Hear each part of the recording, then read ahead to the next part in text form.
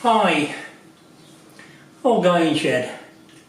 Well, had a move around in the shed, had a new window put in, more light, and so it's decided to take the bench from one side of the garage to this side of the garage with the bench under the light, which is cool. It's all good. Moved everything round, put my rising bench here, you know, the lift, bike lift. It's cool. Right, interesting things afoot.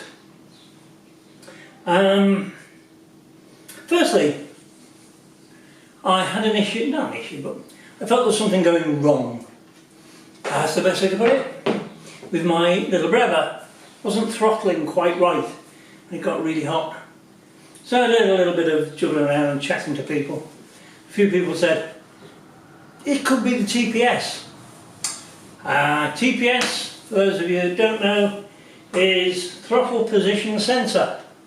And this tells the ECU where the throttle is, how much fuel to squirt, etc. So, well, that's fair enough from my experience with electronics on motor vehicles. I thought, well, that's fair. It does feel odd. It does feel like it's a fueling issue, and I didn't want to get too deep. So I cast around a bit, and I found on the internet, eBay in fact, good old Evil Bay, a plug-in adapter to go under the seat, 3-pin plug. It then goes to the 16-pin plug for the OBD port. OBD is the onboard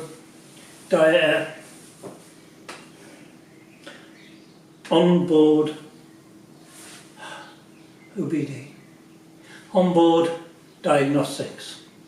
That's right, OBD, onboard diagnostics. And on UK cars and European cars, we have EOBD, which is European onboard diagnostic. Anyway, you also get in the little box an adapter to go from the 16-pin EOBD. You get a socket that goes into that plug, and on the end of that is a USB to go onto a laptop. That's laptop, by the way. And a pal of mine has got the Motor Guzzi diagnostic. It's a free download. You can go on the internet and find it through the Guzzi Club, one of the Guzzi clubs. It might be the Guzzi Griso guys, can't remember. But it doesn't matter. It's out there. It's on a lot of forums, on a lot of formats. You can get it for Apple. You can get it for what's the other one? Android. You can get it for Windows. You can get it for everything. It's great, and it's free. We like free. But before I went down that route, I was chatting to another pal of mine. He said, "Oh, I got a motorbike diagnostic kit," and he came. He said, "I'll plug it in for you." I said, "Okay." And this is expensive. It's a pucker piece of kit with all different plugs for all different bikes, and it's all like whoo, whoosh, whoosh. And plugged it in, wouldn't hook to it. It was like it didn't exist. Oh, great. So I got my 20 odd pound, I think 26 quid, 28 quid, something like that. Plug. Borrowed my mate's laptop with the free download. Sorry, you'll have to ignore that, it's my phone making tinkly noises. Turn it off. It's because I'm in the garage, I have security cameras, and it tells me when somebody's in here. So it'll ring all the time while I'm in here. Here you go, it won't ring now. So we plugged it in, and there's little drop down boxes of what you wanted to do, and one of them was reset TPS. Push it, instant. It said finished. Great, unplugged it, took it for a ride. Absolutely lovely. Really is lovely. So that's that fixed. It goes to show that it can be done very, very economically. The next interesting one was the Motor Morini. as I said in one of the other previous past videos, I said about the throttles one was doing that, and then the slides were messing that and very vibrating. So I sorted out the throttle cables, and that was cool. Still running rich, so I dropped the needles. Still running rich. So I'm now going to look at the mains, but before I do get too involved in swapping main jets back, I mean, it runs lovely, don't get me wrong, it does ride very, very well, but they're very sooty, the plugs. So I know eventually it's going to kill the plugs. So my next thing is I'm going to strip it down, take out the needles, take out the emulsifier, call them what you will, some emulsifiers, needle jets, atomizers, they get called all sorts of things. But it's the one above the main jet. I'm going to read off the numbers, found a website that's got all what should be in there, so I can compare that to what I've actually got. Always a good thing to do. So that's my next move with the Marine, but improvement is immense. I had a day on Sunday, riding the Breva, riding the Marini. Wow, lovely, the difference is amazing. Having that middle tractability and flexibility is so important on a bike. It's untrue. Right, that's two things. The third very interesting thing is here. And I'm going to show you that now. I've not opened it. It's gone 6. Important. Right, so I'm not opened this box yet. So you are here for the unboxing of the now dent-free Falconi tank. I'm so annoyed with that whole episode. It still sort of winds me up. So what I'm going to do is I'm just going to move the old lens back. There we go. So you can see more of me. Look at that. Right. Big box for me. There we go. There we are, look. Nice big box. It says here, handy invoice inside the envelope. Magic. That's all I need. But it's all been paid for, so it's only the paperwork, I guess. There we go. The invoice out of there, I think. There's half a plan. I don't know what the other half of the plan is, but we'll go with this for now. This knife is completely bloody useless.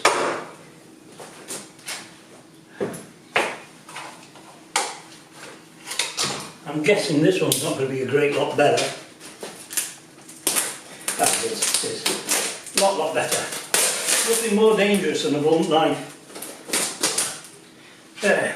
That's what my father always used to say anyway.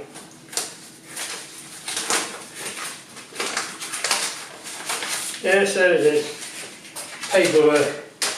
Right. I've got the bill. I've got the name of the company. I'm not going to tell you either until I've had a look at this tank, because then we'll know whether or not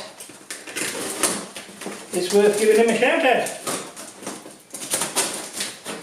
Now, I warn you all now, this is not in paint, okay? And it hasn't been painted, the damaged bit hasn't been painted. So where he's repaired it, there will be marks. There will be marks, and that was all understood with. So we'll be touching in the scratch marks on the back of the tank there, and that's all sorted. Oh no, he's an Amazon man. Lots of Amazon envelopes. Now what he had to do, he rang me up and said he's got a problem with it. His dolly couldn't get to the dent in the corner. And I said, oh dear, what are we going to do? So what he does, he cuts a hole in the bottom of the tank and gets his dolly in, fixes it, and he then puts a patch in, a recessed patch that's then silver soldered, so it can be spot on. And talking to the chap, he does this so you don't end up being surprised, what the hell's this on the bottom of my tank, which is excellent. I think that's good customer service to tell you what he's doing as he's doing it. I always think it's forewarned, forearmed, all that bollocks. So there we go. We all now know what we're up against. I am quite excited about this because I have to say, although it is the slowest bike in my fleet, I have missed it because it's such a pleasant old girl to ride. It is a joyous thing to have, and I've missed it. I have to say I have missed it. Yeah.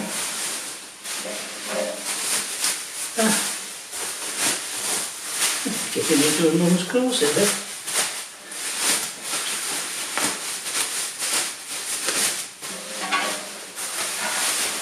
I don't want to take a knife to it in case I score my own tank. And I have got a habit of damaging things. Well, obviously I've got a damaged down. It's a bit obvious. So, there's the patch, look. Can you see that? Big black mark there, patch. Cool. I still haven't seen the repair yet. And here we go. Wow. I don't know if any of you remember how bad this was, but it was bad. It was dinted from here all the way to here, and it's got that corner beautiful. Well, you'd never know. Okay, if any of you have got a damaged tank, you get a dent in it or need a tank repairing, I am gobsmacked how good that is. Absolutely. That's amazing. Right, based on that, folks, Motorcycle Dent Removal is the name of the company, and his name's Andy, same as mine, and he did help me out with the price a little bit, because he charges, I think he said 80 quid, no 60 quid, if he has to do this whole and repair bit underneath, and because the cost of the tank was quite high, he did it for 20, and I thought that was brilliant. But he sort of understood how broke I am. And oh, what a wonderful job. You would not know that that had been dented. You just would not know. So the next thing is just to touch in this tiny, tiny scratch, and then she'll be back to good. Yeah, I will tell you, it was just over £500 to repair. Now, at first I thought, gee, that's a lot of money. Then I thought, what the hell else alternative is there? You're not going to find one of these tanks easily. So if you're ever in the position, I mean, if this was a, let me think, if this was a V50, which the tank on the V50 fits the 35, the 75, 70, and on and on and on, I wouldn't have done it. I'd have bought a second-hand tank and sprayed it. The chances of finding a Falcone tank, well, the odds are 10 to the power of my overdraft. They really are. It's just an impossibility. You wouldn't find one, I don't think. Not the Seville. You get plenty of the military ones. If this was a military Falcone, I wouldn't have bothered. I'd have just gone under the tank. They only made, I believe, a couple of thousand of these in total. So, although it's nice to have something different, it does come down to being a bit of a pain in the arse for stuff like this. Okay, I can build the engine, because the engine's no different from the military version. But the bodywork, things like the tank, the exhaust pipes, the seat, etc., all different, all slightly different.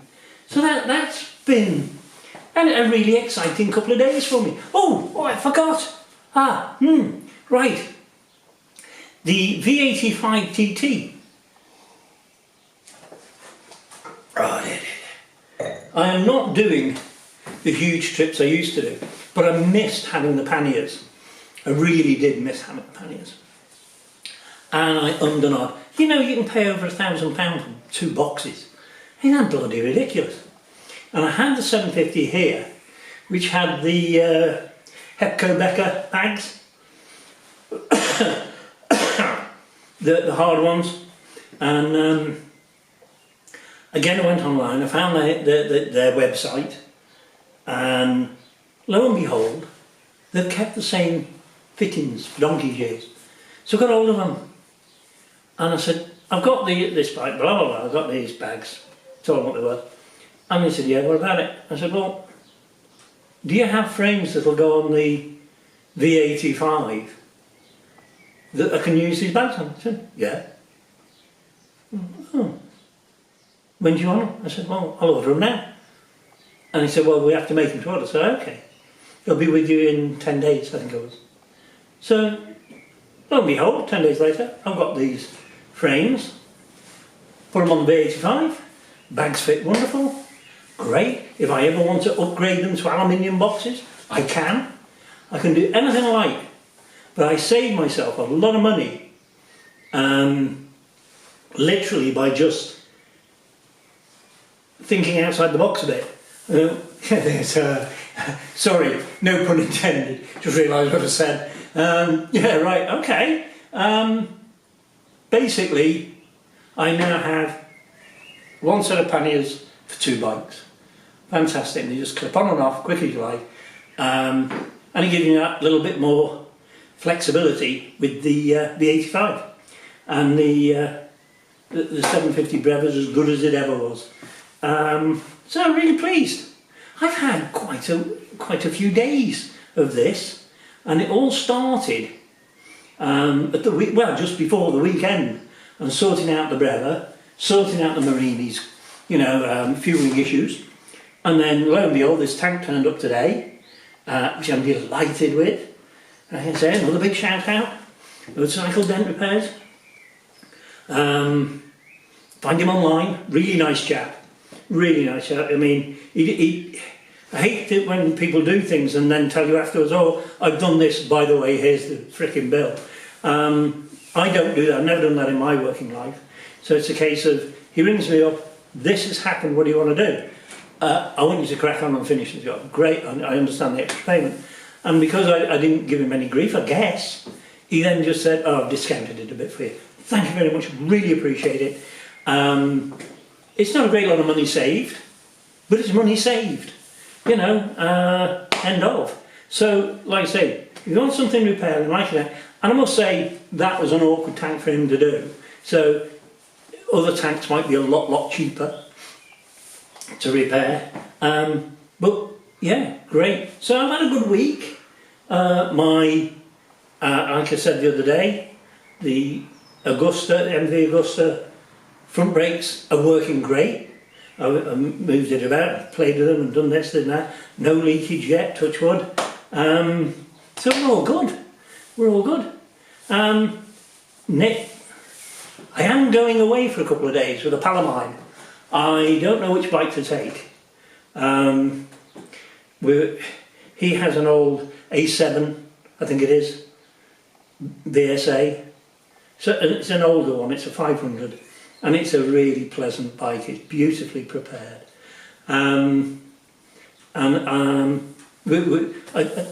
go up to see him, and I say one of my older bikes, I don't take the V85 for example, He's the guy I went to Ironbridge with. Yay! And he was on his BMW R100 RT, an old one, really old one, an air one, not the liquid cooled heads, the air. Anyway, and I had the V85. But when I go up to see him this time, we're going on the old bikes, so I don't know whether to take the 3.5 Marini or the 750 Breva. I've got no idea which bike I'm going to take, and I probably won't know until the morning I'm leaving. That's how I roll. So that's about it for this episode. Thank you very much to all of you for subscribing, all my subscribers. I really appreciate it. To be very honest with you, I don't understand how all the things work with YouTube and what have you. But I do know I appreciate all of you that watch my video. And it gives me reason to carry on doing them. And I do enjoy it. I do enjoy doing them. So like and subscribe. Press the little bell button thing for notification. I'll talk to you all again very, very soon. Take care of yourself, guys. And I'm going to carry on with the red stuff here. Cheers.